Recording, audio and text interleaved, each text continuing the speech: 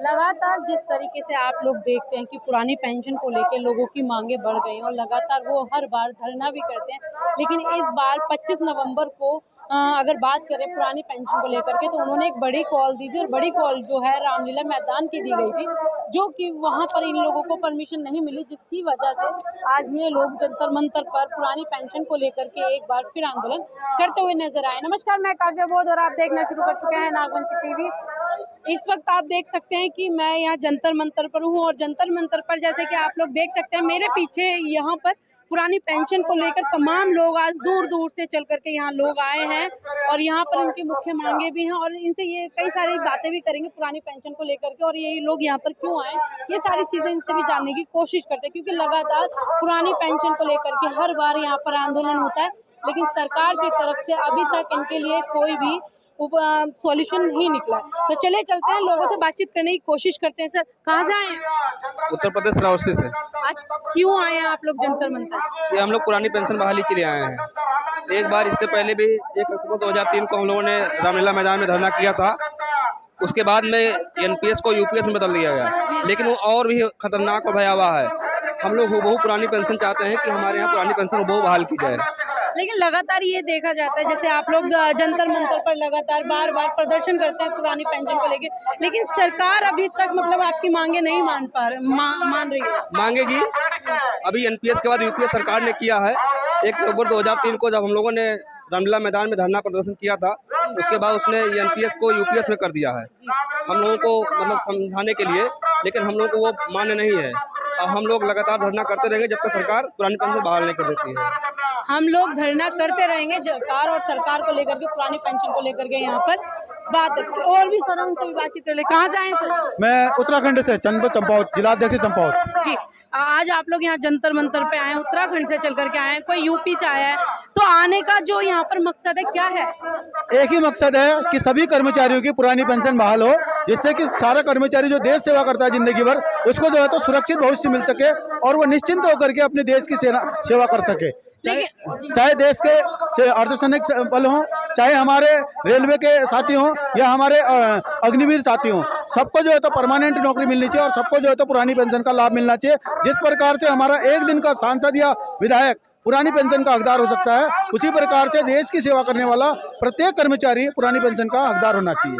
हम इसके लिए सरकार से निवेदन करते हैं, चाहे हमारी केंद्र सरकार हो चाहे उत्तराखंड की राज्य सरकार हो, हम उन दोनों से निवेदन करते हैं कि आप कर्मचारी का भविष्य सुरक्षित कीजिए। कर्मचारी देश का भविष्य सुरक्षित करेगा।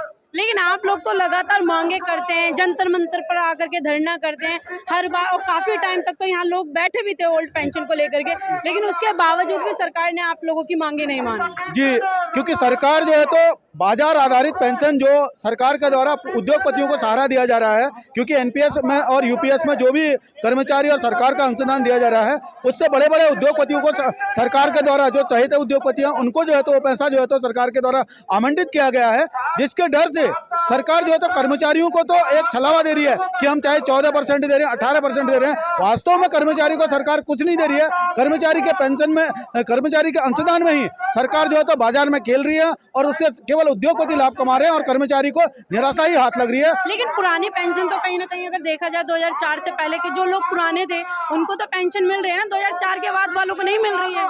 जी, मैं पुरानी पेंशन जो 2004 से पहले के कर्मचारी थे उनको मिल रही है, लेकिन 8वें वेतन आयोग में सरकार के द्वारा उसको भी पुनरीक्षित करने का वो किया जा रहा है, जिससे कि वित्तीय भार जो सरकारों पर पड़ रहा है उसको कम किया जा सके। जबकि एवरेज जो एक छलावे के तौर पर सरकार के द्वारा 14% और 18% का अंशदान एनपीएस और यूपीएस में देने का प्रावधान किया गया है, वह सरासर गलत है। उससे कम पैसे में पुरानी पेंशन व्यवस्था लागू की जा सकती है अगर वास्तविक तौर पर देखा जाए तो, लेकिन सरकार केवल अपने चहेतों को लाभ देने के लिए, अपने चहेते उद्योगपतियों को लाभ देने के लिए कर्मचारियों के साथ यह छलावा कर रही है। लगातार जिस तरीके से आप लोगों ने अभी बातें सुनी कि जिस तरीके से विधायक को पेंशन मिलते, चाहे वो एक बार विधायक रहे, चाहे वो 2 बार रहे या 3 बार रहे, जितनी बार वो रहते हैं उतनी बार उन्हें पेंशन दी जाती है और वो सालों साल उनकी लाइफ टाइम की पेंशन रहती है।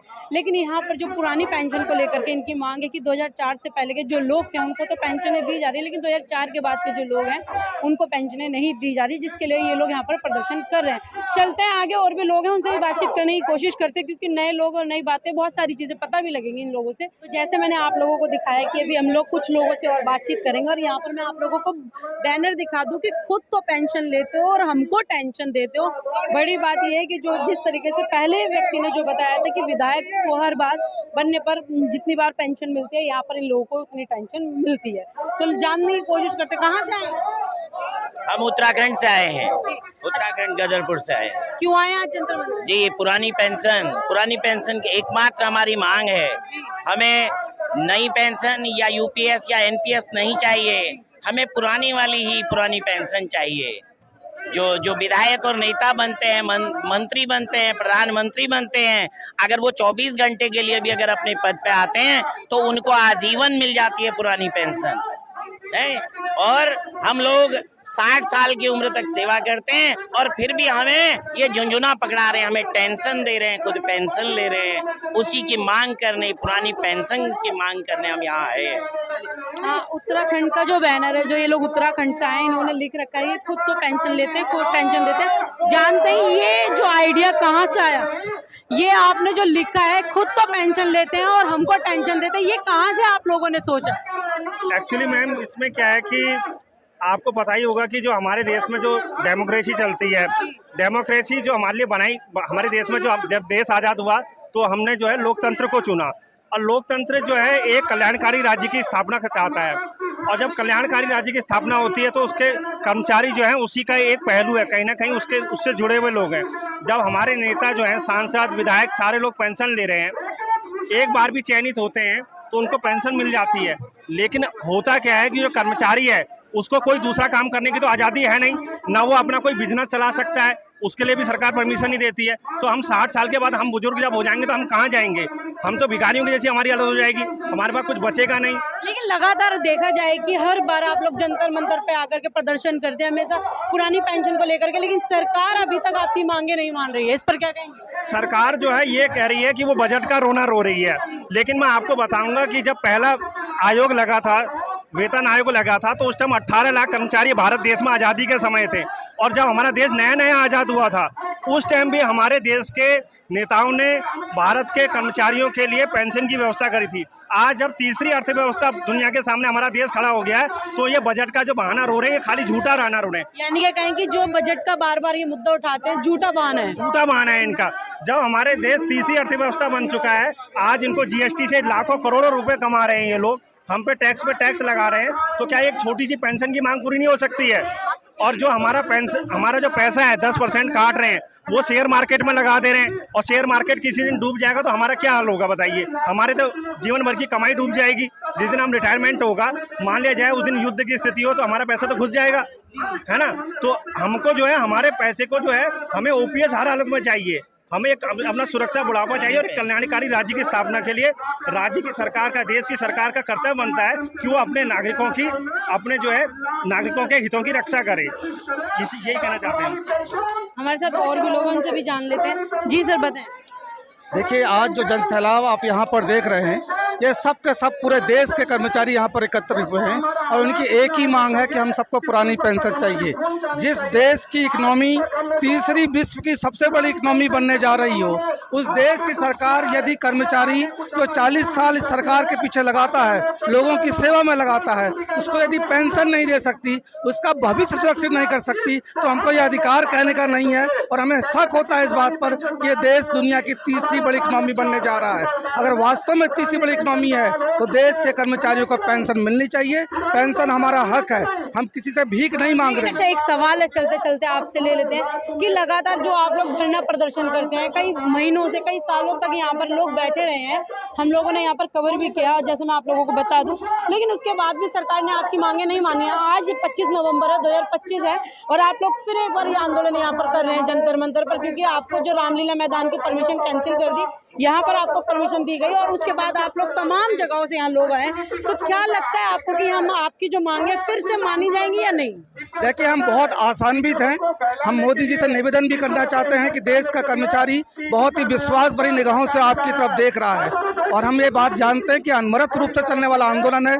हमको पता है कि एक दिन में सरकारें नहीं हिलती हैं, लेकिन बहुत से ऐसे राज्य हैं जिन्होंने पेंशन को बहाल किया है, पुरानी पेंशन को, और ये उम्मीद जगाता है कि इस देश के अंदर एक न एक दिन सारे कर्मचारियों की पेंशन इन सरकारों को लागू करनी पड़ेगी। तो हम उम्मीद करते हैं कि बहुत जल्दी हमारे सारे कर्मचारी पुरानी पेंशन से आच्छादित होंगे और इस देश के अंदर बहुत सुनहरा दिन होगा, बहुत सुनहरा इस देश का भविष्य होगा जब देश का प्रत्येक कर्मचारी पुरानी पेंशन से आच्छादित हो रहा होगा।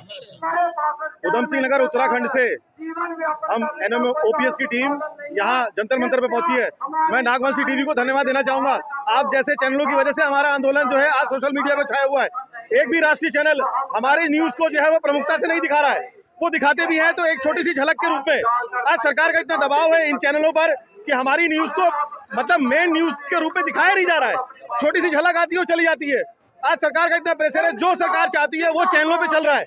हम सोशल मीडिया का स्पेशली धन्यवाद देते हैं और आप जैसे नागवंशी चैनल, ये जो चैनल है, ये छोटे छोटे टीवी चैनल है, इन्होंने हमारी मूवमेंट को जो है वो पूरे देश में फैलाया है और पूरी दुनिया में फैलाया है।